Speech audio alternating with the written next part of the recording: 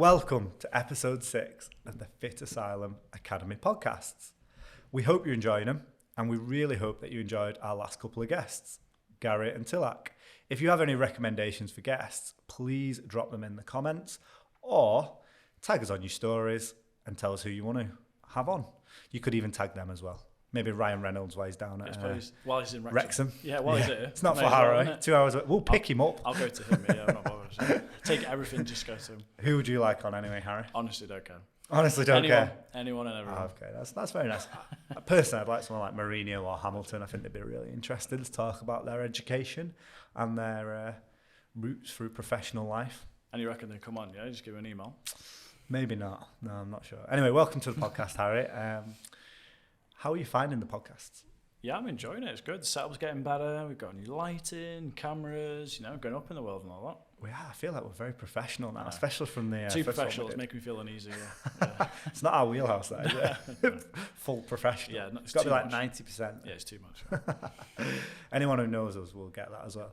But yeah, thank you very much for jumping on again. And how has the first part of 2023 gone for you personally and for Fitasylum? Yeah, it's been chaos, as you know, isn't it, mate? Yeah. Is that personally or for Fitasylum? Oh, yeah, both, really, to be honest. But it's just been the busiest we've ever been, which is a good thing in a way, right? But also means a lot more things are happening, a lot more plates to spin, a lot more things going on, doesn't it? But it's been good, very, very good. And yeah. I love that we've been busy. It has been hard. But I think you really see all the team coming together. Yes. I felt like we really have over the last few months, just because we're all trying to help each other. You know how hard everyone is working. And we're all going towards that common goal of making the student experience the best it can be. So we're just trying to help each other out. Yeah. And I think I always refer back to sport, but with any sports team, everyone's just trying to help each other out. I don't know if you saw Antonio Conte's interview over the weekend, but yeah, he was telling basically everyone that their players weren't doing that. They weren't helping each other. They weren't fighting for each other. But I feel like we have done that over the last 3 months. I think we've been really busy because we're the best at what we do. Why do you think we've been busy? Well, we had a few different changes, which I'd say have all been pretty positive. So we managed to get some new staff on board, one of which is stood in front of me behind the camera, which is great. We also got a new systems, new processes. We've been laying the foundations now, I think, for the past year, 18 months. So we're now in a position where we can now add more volume to what we're doing. So that's been a bit of a process for us, but now we're actually seeing the benefits of that, which is really great. I think that leads on to the Fitasylum Academy really well, because it might take you 12 to 18 months to develop those processes, your knowledge, your skills, your exact target audience and market, your marketing, your sales, but you will bear the fruits of that labour later down the line potentially. Yeah, you got to be a little bit patient about it, and you're laying the foundations for a lot of different things, and also you get a lot of different benefits from things you didn't actually plan for. So a lot of things have come out of it, like the academy, which is not something we actually planned for, but we've taken an idea and someone's idea and then gone, right, what can we do with that? And it's actually gone down a completely different path down the market for us. So it's interesting. And it's opened doors up to future plans, and I think one of the strengths we have in the team is we're able to pivot. So we're not just gone, this is our path, this is our route. This is what you have to do. We've gone, right, we found something that students really need help with, i.e. mentorship after the course, business skills. So let's help them. How do we do that? And it's always with that pedagogy at the forefront of our mind. How do we help students? How do we create the best experience for them? You've got to listen to them, haven't you? If someone's telling you something repeatedly over and over again, you've got to listen, be willing to listen, and then come up with an idea to actually push that forward, which is what we try and do. We discussed this in, I think it was the first or second podcast. You are very good at listening. Me, probably not so much. That's why I'm on this side of the podcast. So yeah, I think listening is really important. And I think if you are a PT or whatever industry you're in now, listen to your customers. They'll tell you what they want. I've gone down the path of going, everyone needs to bench, deadlift and squat. I'm going to program that for everyone. And someone's telling me, Dec, I want to learn how to run properly. I want to learn how to do weightlifting, calisthenics, gymnastics. I'm going, no worries, we'll bench, deadlift, squat. It's not great listening skills, is it? So I think that is really important. I also think with your listening skills, you've kind of put people in the team in positions of strength. So for instance, like Nathan created the student handbook recently. Jasmine really helped with a lot of the processes and the development of level 4. We set up the Fitasylum Academy. We've got Cal who's helped us set up everything that we've done social media wise. Sinead's come on board and helped us with Canva and streamlining the Canva admin Queen. processes. Is that what we're calling That's it? she's called, Canva Queen, yeah. All right, so Cal's executive producer. Sinead's Canva Queen. Yeah. Sinead, just put a thumbs up. Are you happy with that title? Self-proclaimed, She's isn't it? happy. It's self-proclaimed. I think so, yeah. I mean, I've seen her work. It is excellent. So yeah, it's very good. And how would you say, from a management style, you have coordinated that? Well, firstly, listening, like you're saying, and also taking into account what people are telling you. So when you're trying to figure out people's strengths, you have to watch, observe, listen and take it in. Because if I had too strong an ideas, I wasn't listening to people, how would I know what those people wanted to do and what their strengths were? So if you take the Academy idea, for example, which was, it's come from you, right? Yeah. Yeah. So if I didn't listen to that and gone, actually, well, no, that's something pushed into the future, how would we be able to open the other doors that we're trying to get through? So you have to listen, be open, communicate, and actually observe people and what they're doing. I like to sit back sometimes and just have a look at what's going on and take stock of that. Yeah, I think that's really important because I know sometimes, well, I know all the time, I have lots and lots of ideas, and a lot of the time they're like probably not achievable or fundable. So Harry usually will take that idea on board, and I'm sure you do this for all the staff as well, and like, be like, right, is that feasible, or how do we make that into a product? And I know that's what we've developed with the Fitasylum Academy. We've got, right, Dec's got a good idea here, but realistically, how do we make that a tangible asset to the company? Yeah, I think, to be honest, knowing myself, one of my strengths is taking an idea and actually creating a process and a product for it. Brilliant. So to be able to do that, though, someone has to have an idea. And is that not your strong? No, I do have ideas, don't get me wrong, but when everyone else got ideas, why would you not listen to those ideas and take them on board? But you have to be able to then create a product and move forward with that product or an idea, because otherwise it's just a concept, isn't it? I love that. You don't actually know if it's going to be real or not. Yeah, that is very, very true. Mercedes talked about that recently when they're changing the concept of their car, because ultimately their concept isn't working, so they're looking at someone else's model. And if you're a PT or another business looking at this, maybe look at what other successful companies are doing or other successful teams are doing. Yeah. I know we look at our competitors and go, of course we do. What do they do well that we can do? Or what can we offer that they do well? So is there anything in particular that you think has happened over these last 3 months that you think that was a real highlight, this needs to improve, anything like that? I just think we've got some people in place now that we didn't have before that have been able to expand what we do and create different processes. Take an example of we moved different platforms to manage our leads. So we're using a CRM system now, and that system's very good and it's great at what we do, but without the person engineering that and creating processes from it, it wouldn't be the success that it is. Just what Gary was talking about in episode 5, which I listened to, is you have to have the people around you to use those systems and software. Otherwise, what's the point? You're just using a fancy system that's costing you loads of money.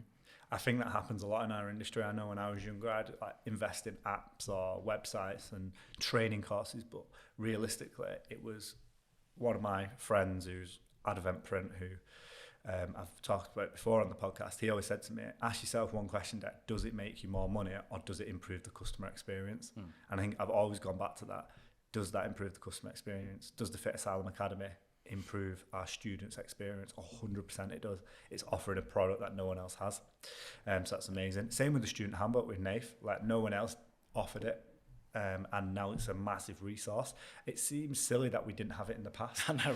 And it always happens like that. Always the best ideas are like that. It's like wow, when you tell me about Teams, and we use Teams, which is the industry leader for online classrooms, I always think, what a brilliant product. Why on earth is everyone not using it?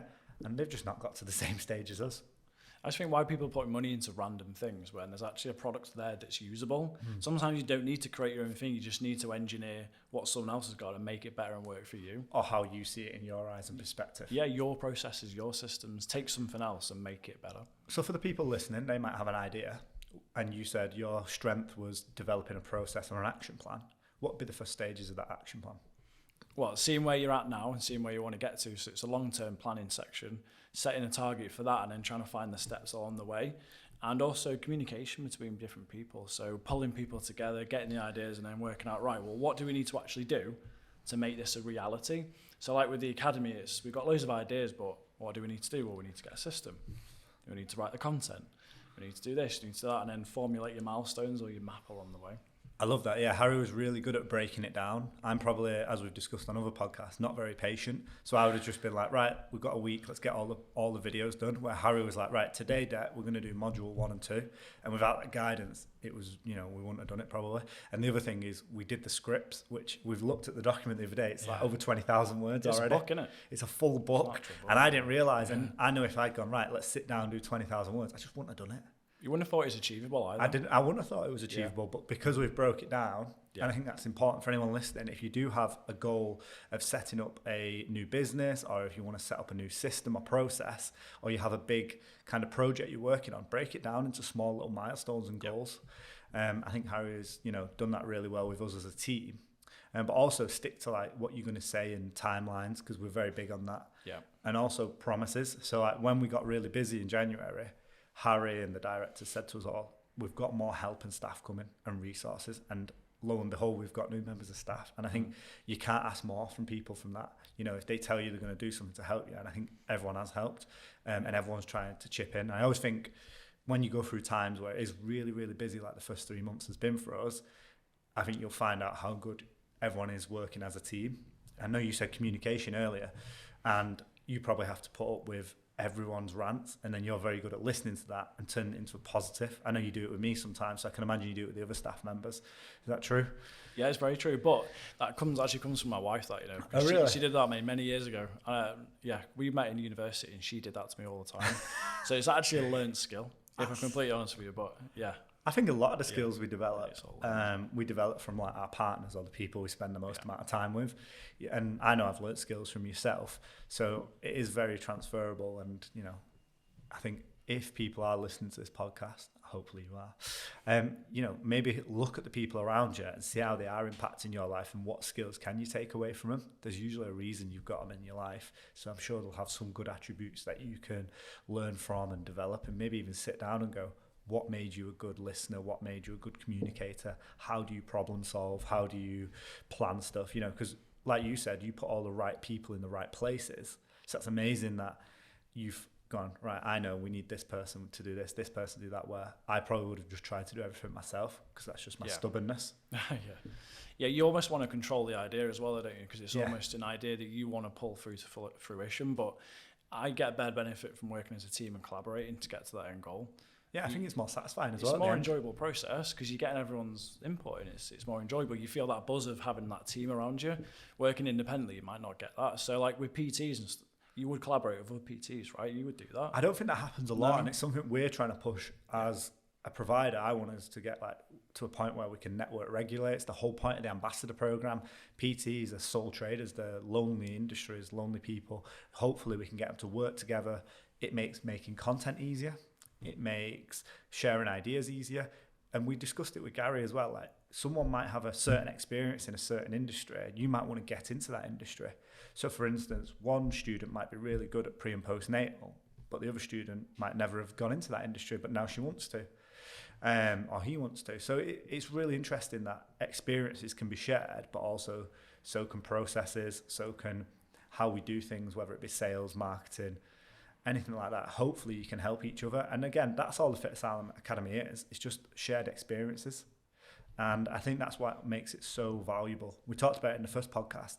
If you could write down every single mistake you've made and go back and tell yourself not to make that mistake, you would. And that's all it is having a mentor or having someone who's going to help you. Someone to point your mistakes out for you. 100%. Like, Cal edits this on like Premiere Pro. How long would it take me to download Premiere Pro and work out how to use it? But instead we've got an expert who can use it straight away. So it makes sense to keep the process going. But looking further ahead and further afield, where do you see Fitasylum going for the rest of 2023? Well, the Academy is the big one, isn't it, really? Yeah. So we've launched the Academy, but launching more of a CPD platform. So the idea is to offer free CPD to everyone. So we're launching stuff like pre and postnatal nutrition, looking at how to set up an online PT business, massage business, everything you can think of really, but it'd be free to access because that's a lot of where the value is offer it for free and people will buy into your brand. That's the aim. So that's the big product. 100%. We always over deliver at Fitasylum. We want to provide the absolute top quality service. And we think if we can give you lots of free information and content like this podcast, like our Instagram, like our YouTube, then you might go, oh, actually, I'm happy to invest in that company and, you know, maybe invest in the Fitasylum Academy, sign up to the monthly membership or sign up for the lifetime access. And we're very proud of the over delivery. We're very proud of the content we make. So over the next few months, some of the plans we've got are obviously launch our own CPD, which stands for Continued Professional Development. We've also got a coaching platform, hopefully launching at the end of the year. We've got the Fitasylum Academy, last 3 modules being filmed next week from when this is being recorded. So we've got so much to do and it's exciting. I always think when we talked about being busy in the first quarter, it'd be boring if it wasn't. You know what I think? Yeah, 100%. Yeah, you want to be challenged. I think a lot of people don't really quite understand that. To be challenged is exciting in itself, and to do new things and new ideas, which is why we like to have something always moving forward. If you're progressing and moving forward, you find that interesting, don't you?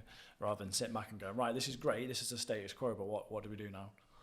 Yeah, it's nice to have that. That does make sense. And it's like you said before about us getting new members of staff in. I think even the way we onboard staff now is so much better. Like we're looking through the process. You just learn every time, right? You're learning. Exactly. And I think people who are listening can take that away. Just learn from the last process you did. So even if you didn't do something so well last time, doesn't mean don't do it again, because you might do it better. You know, I've talked before on this podcast how this is the second time of me trying a podcast, or maybe the third. So it's always that continued development, just trying to get better. And I think we've done that with even just our setup. You know, on a very short-term basis, try to develop that every single week, and we're just getting better and better at it. Same with the filming of the modulars as well. Yeah. If there was one thing that you was excited for in 2023, still looking ahead, what would it be? Well, for me, it's partnerships. So a lot of the stuff we've been trying to do is to build partnerships with other brands and gyms. So, for example, Total Fitness and Pure Gym. So I'd like to expand those partnerships now and offer that on a more of a wider scale, linking up with our academy to offer the CPD platform to PTs, to different people. Partnerships is the big thing. I think we need to showcase what we do to more people. Otherwise, we're too niche. I don't want us to be niche. I want us to be more inclusive, yeah, absolutely. I think that's important. You know, trying to make everything work and knit it together is really important. So if we can work with more gyms, that means more PTs will get more jobs. It means more PTs will be able to network with other PTs and share more experiences. Yeah. Then we have successful PTs that will come on this podcast, help people understand what the course is about and what the industry is about, and then they might sign up to be a PT, and it all just works in a very nice circle. Who doesn't like a circle? Squares are rubbish, aren't they? Oh, it's a circle. Very true. And with any target or any goal, did you have any goals for 2023 that were very bold, or anything specific in terms of statistical goals? We do have a big goal. So one of the big things for us is we work in contract years from August to August. So we're probably in what we call like a growth cycle at the moment. So we were just in a consolidation period before where we were setting our foundations, setting our processes, getting everything in place. So when you go for growth, you can do it in a sustainable way. I know Gary always talks about everything being sustainable, which is right. So we need to do things in a sustainable way. So get your foundation, get your layer, and now we're in this growth cycle.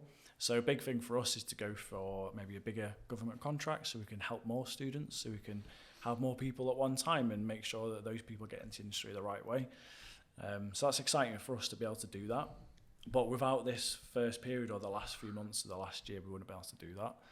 That's really interesting. I think, if you are listening, take that on board. You'll have periods of consolidation, but you'll also have periods where you need to go, my business or my project is a priority. This is when I'm going to grow. And that's what the busy period is. You have to plan out. Like you look at your 5 years and you go, what's my consolidation period? What's my growth cycles? You have to do it. And how are you going to do it is launch a new product or create a market share, whatever you want. But also, I think it shows that you don't always have to be going on an upward trajectory in terms of you don't always have to be smashing new targets every single week, every single month. If you plan out a consolidation period, it's like having a deload in a training program. It's like developing a macro cycle where you have periods where you're looking to maintain rather than cut or bulk. You know, you're having that period where you're giving yourself time to, I guess, fit within the shoe that you've built. But moving on to like KPIs and targets like that, how would you set targets? How do you go about setting a target as a manager? Well, you have to look at the macro first. Like you're looking at what's your overall sort of business plan, what your overall targets are, and then breaking that down. And KPIs are there for you to actually understand what does that individual person need to do, and as a company, what are your targets. So KPIs are just sort of targets that everyone tries to hit. So it might be that you want to qualify 50 students in a month or something. That might be a KPI. And you can work backwards from that. If you're not hitting your target, what do you do about it? If you are hitting your target, how can you set a new target to make it more challenging? So it helps with growth because you know specifically what numbers you're working from. And you just said there you would look back on it. So how do you review your goals? So every year you need to do a self-assessment of where you are and where you need to get to. So you might look and go, right, well, if I had this KPI and I didn't hit it, then you can do an evaluation of, okay, well, why didn't I hit it? Why did I not get those students through? What happened? What resources do I need to put in place? Where am I at right now? And then you can reevaluate those targets and maybe set new ones. Okay, awesome. Yeah, and I think that's really important. Make sure you are reviewing goals, because I think a lot of us set goals, but how often do we review them? Yeah, probably not very often. No. And I know when you first start out in a business, I always tell like the PTs that we qualify, review your goals every month, because they will be changing. It's an ongoing document. Yeah, it's an ongoing doc. Yeah. Yeah, yeah. 100%. Yeah. You know, it's like Dave telling us about the quip recently. He wants us to constantly add to it and constantly develop it. And as much of it might be a little bit of a pain for us, it is very important for us to grow as a company. And it's really good that we're all being able to have an input on it, because I don't think a lot of companies would allow that. That's the whole point of what he's trying to do, and what we're trying to do is review your target, check that you're working from it, and if it's done, let's sign it off and work to something else, work to more aspirational targets. But you don't know you've hit that target if you don't review it. What's the point in setting a target and not checking it? You're just wasting your time. 100%. I love it that like a lot of people will set a goal, not even review it, and then set the next goal and make it bigger, even though they didn't reach the last goal. So it's not sustainable, is it? Because how do you know you're even hitting the target? How do you know your processes are working? Yeah, exactly. If you don't check that they actually work, you have to stress test everything that you do. And I think that's what a busy period is. It's a stress test, isn't it? It's a stress test, yeah. It's, you know, has this worked? Sure. We have stuff like Ofsted and IV visits and EV visits and all that sort of jazz. How do you deal with those sort of stress tests? Yeah, again, I go back to communication a lot, because we have to go through a lot of checks as a company, and they're all very valuable. But communication in different ways. So I don't know if you might have noticed that me and Dave are a bit of a good cop, bad cop. Yeah. So he's telling us, you know, we need to do this, we need to do it this way. And I come in and go, right, well, okay, let's do this. Let's work as a team to do that. And it works because it needs to be harsh in one sense, because it's very literal. And then also you need the communication to help each other out with it, because it is a bit of a collaboration, especially when you get EV'd or Ofsted. It is a collaboration effort, because they're pulling in a lot of things from a lot of places. It is very collaborative, and I think as a team we're very good at that. We all have our own strengths, where we might say, if there's a problem, i.e. with this student, who's the best person to deal with that student, or this problem, if there's an IT problem, who's the best to speak to, you know, depending on the issue, we'll have a person in the team that is best suited to deal with that problem resolve. You have to. You can't rely on yourself to do it, especially when you're trying to service a lot of people a lot of time. You can't just do one thing. You have to help each other out. You have to. Don't work forwards. And again, we've come back to it, teamwork and communication. Say for the people listening, how would you go about improving your communication skills? Well, communication is about being open and honest with each other, and not in a harsh way, not in a negative way, but actually sitting there together and going, right, okay, well, what's going on here? How do we help each other out? And let's talk in a room, whether it's face-to-face or even by teams, which we do a lot of our stuff now. You have to be open and willing to communicate and talk. And that goes in probably your personal life as well. But in business, it's really true, because how can you move forward if you don't know what's going on? Yeah, I mean, I remember when I first started my gym, I was very authoritarian. I was very demanding, because that's how I worked naturally. But then as I grew into it, I was definitely more people-based. And everyone would kind of have their own say, and it'd be really good we'd be able to listen to everyone. But also, I think the biggest change I made was there was no consequences if someone made a mistake. I think we'd just be very open and go, right, why did that mistake happen? How do we stop it from happening again? And how do we improve, like you said, the processes? That might come back to, we need more communication. Yeah. One thing we do at Fitasylum I think is really good is we do KIT meetings every single month, and it just stands for keep in touch. And that's literally what it's about. Make sure we're touching base with everyone. The first thing Harry and Gary said to me today was, how are you, Dec? Not, where are you up to with this work? They said, how are you as a person? First thing Gary said to Harry when he walked in, how's the family? How was your weekend? And I think that's part of the key communication. It's not how's work. It's first of all, how is the person? How is the human? Yeah. And that human element is what we always teach to our PTs as well. You're a personal trainer. The first word's personal. Make sure you're asking how your client is. Make sure you're asking how their day's gone. And I think it's really important. And again, it keeps coming back to communication.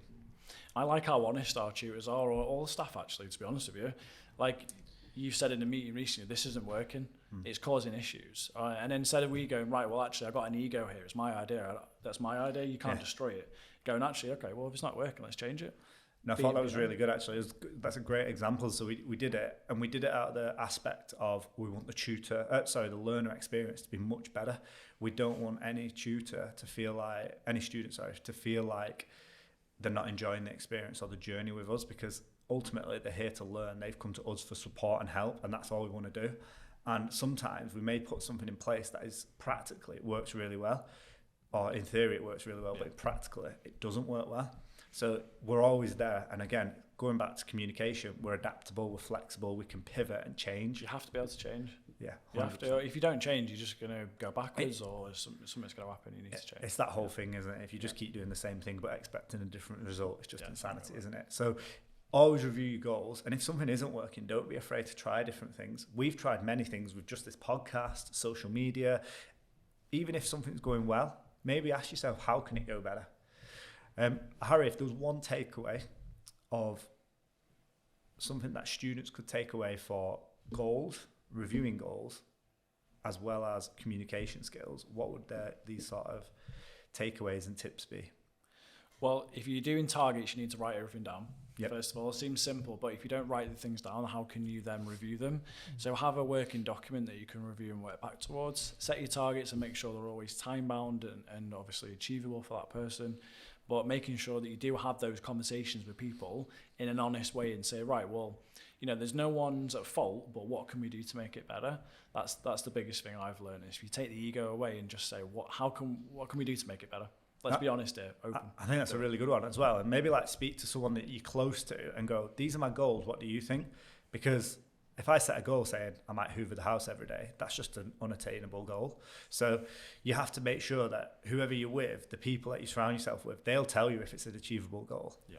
That's why working with PTs is important. Collaboration, isn't it? Yeah, 100%. Yeah. And they'll tell you some of the tips and tricks that they've done. And even I learn stuff off students all the time. They'll say, oh, Dec, have you seen this new app? And I'm like, oh, let's have a look at it. And I've been using the same app for years, but if there's a better app out there, I'd definitely try it, because it might be a better process. And tip for reviewing goals? I would always make sure you're looking back, not with the tint of what you're trying to get to, but has that thing been achieved? So even if something's ahead of you and you're looking at it and going, right, well, I've done this, done that, yeah, but you're like, where are you now at this point in which you're looking at it? And check on it, check the numbers, run the statistics, ask someone else, make sure you're being open and honest with yourself and what you're doing, what you've achieved. Yeah, I think that's really poignant. Make sure you're being honest with yourself. Yeah. Be realistic with your goals. There might have been a reason for it, but don't just keep making excuses. Again, ask people around you. Show them your goals. Show them, help them to help you review your goals. But also set time aside for it. I see so many people who don't oh, are you reviewing goals? Oh, I don't have time to set goals or review goals. Well, it's on the train, aren't they? Yeah, 100%. And we'll talk about that on a different podcast. One tip for communication skills and the development of? Be consistent in your communication. So be consistent with people, be consistent in how you communicate.